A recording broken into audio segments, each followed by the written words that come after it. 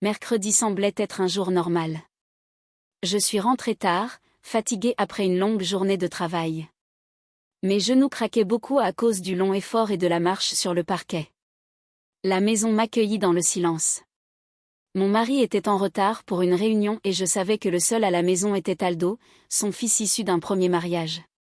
Le jeune homme m'avait toujours semblé rétracté. Sa récente rupture avec sa petite amie l'avait profondément affecté. Il passait la plupart de son temps dans sa chambre, évitant le monde. Parfois, il séchait même le travail et je n'arrêtais pas de m'inquiéter que cela finisse par lui coûter son emploi. En entrant dans la cuisine, j'ai remarqué le camion d'Aldo garé dans l'allée. Il était clairement à la maison, même s'il était habituellement au travail à cette heure-ci. Cela me mit un peu mal à l'aise, mais je mis ça sur le compte de son habitude de se couper du monde. Alors que je montais me changer, j'entendis des bruits de pas. De l'eau coulait de la salle de bain. La porte était légèrement entr'ouverte, ce qui était étrange. Aldo était généralement très strict en matière d'intimité. Un peu mal à l'aise, je m'approchai. J'ouvris la porte prudemment et me figeai. Aldo était debout devant moi, le dos tendu, ses mouvements frénétiques. Il se frottait l'épaule avec un gant de toilette, comme s'il essayait d'enlever quelque chose de sa peau. Son état semblait douloureux et je ne pouvais pas détourner le regard. La porte s'ouvrit en grinçant et il se retourna brusquement. Il y avait de la panique et de la confusion dans ses yeux. Pendant un instant, nous restâmes tous deux figés, saisis par la gêne. Je reculai précipitamment, essayant de fermer la porte, mais sa voix m'arrêta. Aldo se laissa lentement descendre au bord de la baignoire, comme s'il ne pouvait plus retenir ce qui l'oppressait à l'intérieur. Ses épaules tremblaient et je voyais qu'il avait désespérément besoin de soutien. Je m'accroupis à côté de lui, essayant d'être aussi calme que possible. Il y avait des égratignures sur son corps et du désespoir dans ses yeux. Ses mains étaient serrées en poing comme s'il se battait contre lui-même. Aucun mot n'était nécessaire pour comprendre que son âme était déchirée en 1000 morceaux. La rupture avec sa petite amie avait laissé une profonde blessure dans son cœur et il essayait d'atténuer la douleur de toutes les manières possibles. Sa confession était lourde, mais franche. Il était brisé, comme si le monde entier lui avait tourné le dos. Je l'écoutais, un sentiment aigu de compassion grandissant à chacune de ses phrases. Je posai doucement ma main sur son épaule. Il tressaillit à mon contact. Les mots que je prononçais venaient du cœur. Je ne savais pas si je serais capable de lui faire comprendre à quel point il était important pour moi. Mais c'était la seule chose que je pouvais faire.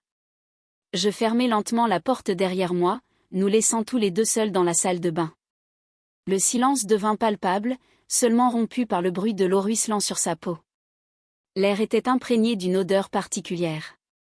Aldo était assis sur le bord de la baignoire, le corps l'air hagard et le visage confus. Il leva les yeux vers moi, les yeux pleins de doute et de confusion, des gouttes d'eau ruisselant sur ses épaules comme pour souligner sa vulnérabilité. Aldo m'avait toujours paru fort, mais maintenant il était différent, ouvert, brisé, ayant besoin de soutien. C'est juste. Commença-t-il à bégayer. J'ai perdu. Il resta assis en silence, adossé au mur. Ses mots s'enfonçaient lentement en moi. Il continuait de parler comme si chaque mot lui coûtait.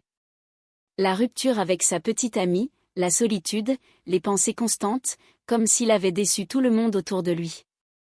Il évitait mon regard comme s'il craignait que je le juge, mais je n'écoutais que ses paroles empreintes de douleur. C'est normal d'avoir mal, dis-je doucement. Mais tu n'es pas seul. Son regard s'adoucit, mais ses yeux trahissaient encore sa souffrance intérieure. Il luttait. Il passa une main dans ses cheveux pour les secouer, chassa les gouttelettes d'eau, puis posa son visage dans ses paumes. Je ne sais pas, murmura-t-il.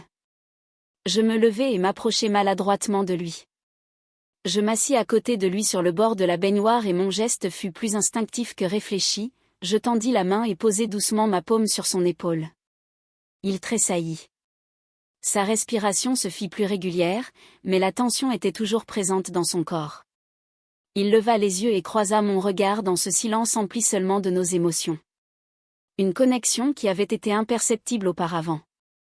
« Et tu es toujours si calme », murmura-t-il. « C'est l'expérience », répondis-je. Mais pour être honnête, j'ai souvent peur, tout comme toi. » Mes mots semblèrent l'apaiser un peu. Je le laissai se détendre sous mon étreinte. Son corps tremblait encore, non pas d'anxiété, mais de fatigue. Je levai les yeux, effleurai légèrement son visage, sa peau était mouillée, mais la fraîcheur de l'eau était toujours là. Il ferma les yeux comme si mon geste était une échappatoire pour lui. Quand il se leva, je l'entendis prendre une profonde inspiration. Aldo prit la serviette et l'enroula autour de lui comme pour se protéger. Son regard devint plus assuré et il y avait une volonté de combattre ses peurs. Je le regardai, étrangement soulagé. Cette nuit nous avait changés tous les deux. Elle avait fait tomber les barrières entre nous, transformant notre relation en quelque chose de plus profond. Tandis qu'il se dirigeait vers sa chambre, je restai debout dans la salle de bain à contempler ce qui s'était passé. Là, un étrange calme m'envahit, comme si j'avais accompli un devoir dont je n'avais même pas pleinement conscience. La matinée commença lentement, comme si la nature elle-même avait décidé de ralentir le passage du temps.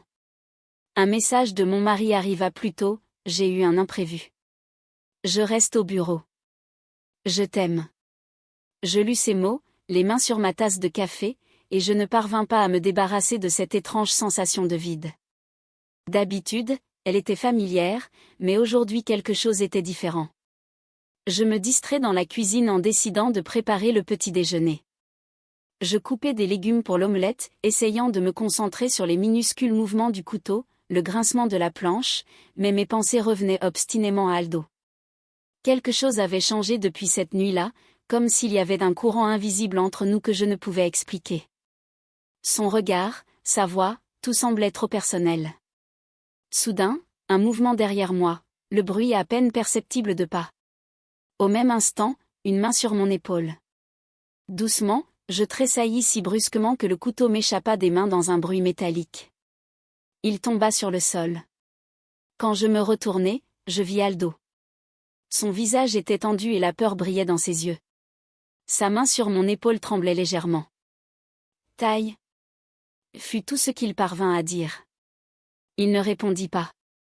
Il se contenta de s'approcher. Ses mouvements étaient saccadés, comme s'il luttait contre lui-même. Soudain, ses bras m'entourèrent, serrés, presque désespérés.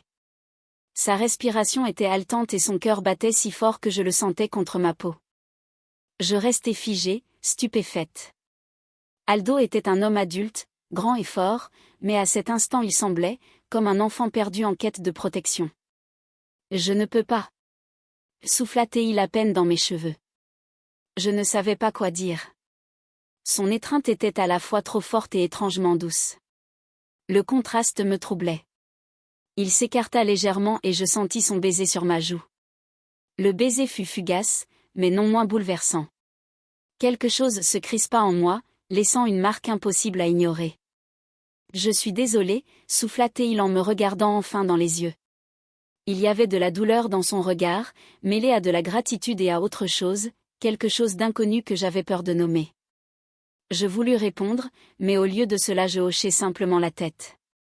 Il me fixa encore une seconde, comme s'il essayait de comprendre ou de se décider. Puis il détacha lentement ses mains et s'éloigna. Quand la porte se referma derrière lui, je restai là, figée. Ce n'était pas seulement bizarre, c'était mauvais. Mais je ne pouvais me défaire de l'étrange sensation que ce moment avait signifié quelque chose. Son souvenir était encore gravé sur ma peau et dans ma mémoire, comme une lumière vive qui ne s'éteignait pas.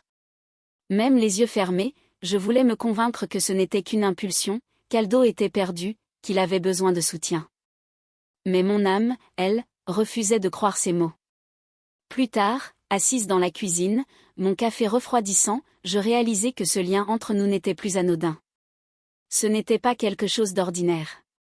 C'était une étincelle qui transformait tout autour de nous. La lumière de la lampe du salon se diffusait doucement dans la pièce, projetant de longues ombres sur les murs. Ainsi seule, plongée dans le silence, j'essayais de comprendre mon anxiété. Elle palpitait, assourdissante. Chez Aldo, ces derniers jours, son comportement avait été troublant, son détachement, son refus des sorties, ses longues disparitions. Il semblait perdu sans repère et je le sentais au plus profond de moi. J'entendis le craquement du plancher et de légers pas. Aldo descendait l'escalier. Il s'arrêta sur le seuil, hésitant, le regard intense. Je sentis l'excitation monter. C'était comme s'il luttait contre lui-même. Avant de franchir le seuil, sa silhouette paraissait vulnérable dans la pénombre, comme un enfant confus plutôt qu'un homme adulte debout devant moi. Je l'observais. Le poids de son silence était presque palpable. Chaque geste trahissait sa tension. Ses mains frottaient nerveusement le tissu de son pantalon. Ses épaules s'affaissèrent, son regard fixé dans le vide. Il y avait une lutte intérieure qu'il essayait de dissimuler, mais je la voyais si clairement que mon cœur se serra. Il s'affala lentement au bord du canapé, évitant toujours mon regard. Sa posture était tendue, comme s'il était prêt à bondir et partir à tout moment. Je ne le pressais pas. Je savais que c'était un moment fragile qui ne pouvait pas être brisé par des paroles ou des mouvements brusques. Lentement, il commença à parler. Sa voix était faible, à peine plus qu'un murmure. Chaque mot sortait avec effort, comme s'il les tirait du plus profond de lui-même.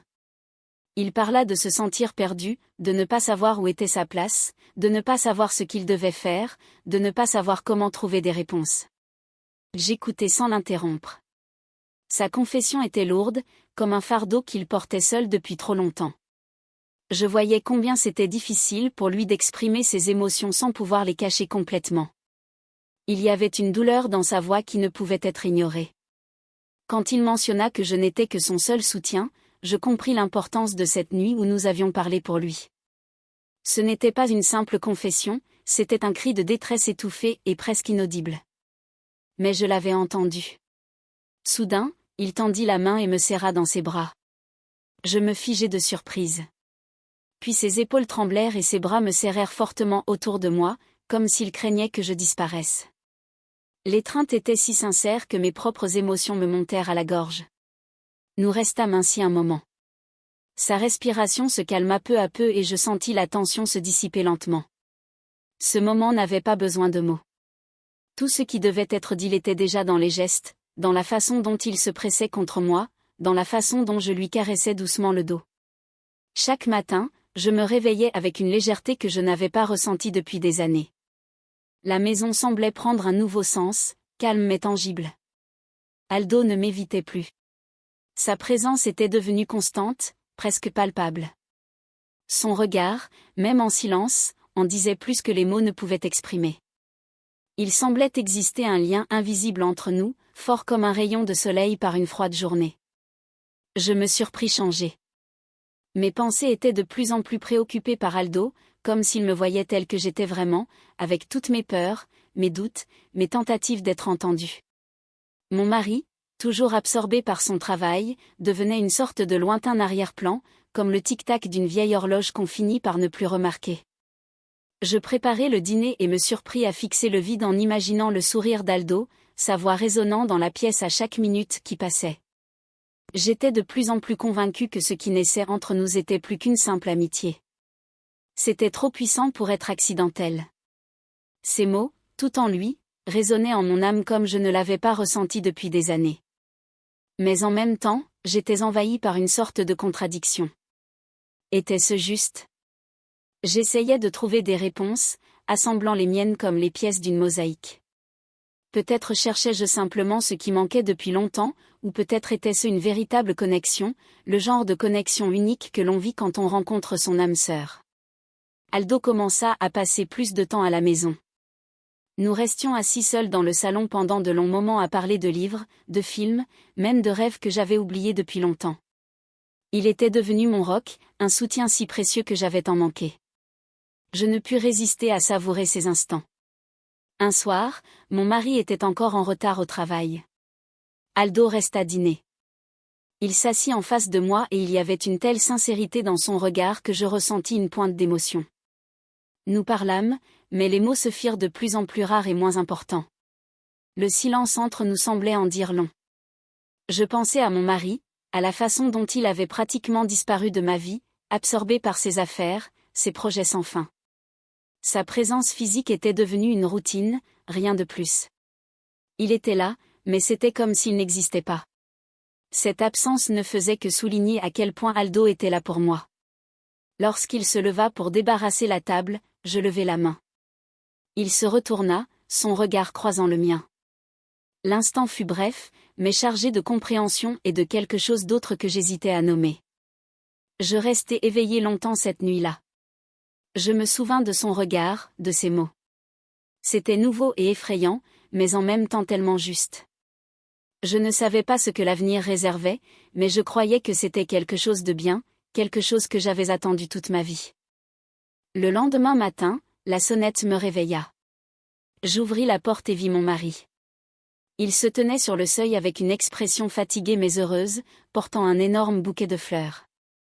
Il dit avoir pris un jour de congé pour passer la journée avec moi. Mais derrière lui, au coin de la rue, se tenait Aldo. Son visage était tendu, ses yeux fixés sur moi, dans ses mains, il tenait une boîte remplie de ses affaires. Je me figeai, réalisant que ce moment allait tout changer.